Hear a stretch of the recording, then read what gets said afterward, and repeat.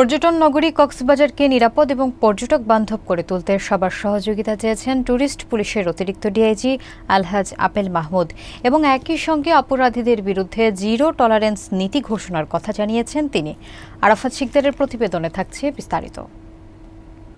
গতকাল বুধবার দুপুরে কক্সবাজারের ওসান প্যারাডাইস হোটেল কনফারেন্সের হলরুমে আন্তর্জাতিক শ্রম সংস্থা এর আয়োজনে রেসপন্সিবল ট্যুরিজম ফর কক্সবাজার শীর্ষক একটি সেমিনার অনুষ্ঠিত হয়। উক্ত অনুষ্ঠানের প্রধান বক্তা হিসেবে ট্যুরিস্ট পুলিশ রিজিয়নের অতিরিক্ত ডিআইজি আলহাজ আপেল মাহমুদ উপস্থিত ছিলেন এবং বিশেষ অতিথি হিসেবে উপস্থিত ছিলেন কক্সবাজার জেলা পুলিশের অতিরিক্ত পুলিশ সুপার অলোক বিশ্বাস।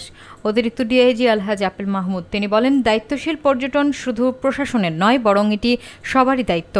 পর্যটকদের নিরাপত্তা, পরিষ্কার পরিচ্ছন্নতা এবং ইতিবাচক অভিজ্ঞতা নিশ্চিত করতে সবাইকে একসঙ্গে কাজ করতে হবে।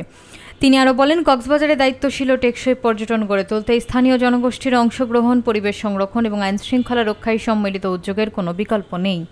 তিনি ট্যুরিস্ট পুলিশ কক্সবাজার রিজিয়নের গত এক বছরের কার্যক্রমের অসাধারণ সাফল্যের চিত্র তুলে ধরেন। তিনি আরও উল্লেখ করেন, এই সময়ে 34 জন ছিনতাইকারী, 43 জন ভাসমান অপরাধী, 10 জন ইফটিজার এবং 3 জন মাদক ব্যবসায়ীকে গ্রেফতার করা হয়েছে।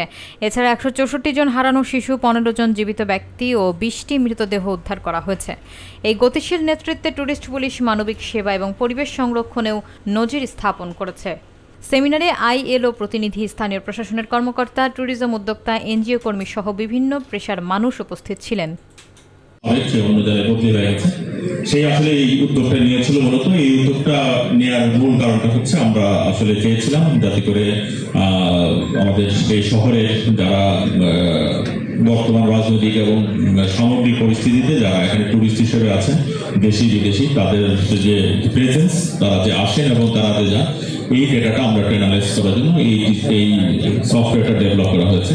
এছাড়া আমরা প্রায় আপাতত 100টা হোটেলে বিচে আপনার ওই যে ক্যামেরাম্যান, কই এই ক্যামেরাম্যানটা কোথায়? নিয়ে আসো, ওরে ধরে নিয়ে আসছি, ওর কাছে যাই। আপনি চিন্তা করতে পারেন 540 জন ক্যামেরাম্যান, 540 জন ক্যামেরাম্যানে তাদের না আছে কোনো লাইসেন্স, না আছে কোনো কার্ড। তাদেরকে জিজ্ঞেস করা হলে বলে যে আমরা জেলা প্রশাসক মহোদয়ের অফিস থেকে কার্ড পেয়েছি। সেই কার্ডের মালিককে সে নিজেও জানে না। কয়েকদিন একজন ক্যামেরাম্যান আমার পর্যটককে ঘুষি দিয়ে নাক ফাঁচিয়ে দিয়েছে। তারপর সে জেটিস্কিতে যায়, জেটিস্কি হলো আমার কালকে পর্যটককে যে অপমান করেছে, জেটিস্কি হলো আমরা গ্রেপ্তার করেছি। আমার পর্যটক যে হাসি মুখে আসে, যাওয়া পর্যন্ত সে কান্না করে যায়।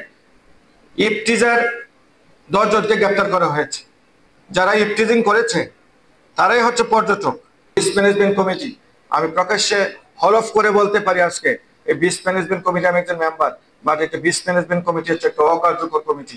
এই কমিটির কোনো কার্যকলাপ আছে বলে এই বিচ ম্যানেজমেন্ট কমিটি একটা জরুরি ভিত্তিতে আন্তরিক হতে হবে। এই দায়িত্ব শুধু এখানে ফুরামে আলোচনা করলে হবে না।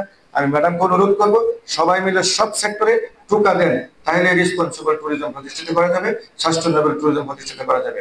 আদারওয়াইজ আমি আপনাকে সাহস করে বলে গেলাম, এডিশনাল ডিআইজি আপনি একজন বলেছেন না আমাদের ট্যুরিজম হচ্ছে উপরের দিকে, আমি আপনাকে চ্যালেঞ্জ করে বলতে পারি our tourism in the under dark, our tourism in the under prostitution, our tourism in the under harassment, our tourism in the under syndicate, our tourism in the under চাঁদাবাজ and dreadful person. Thank you all.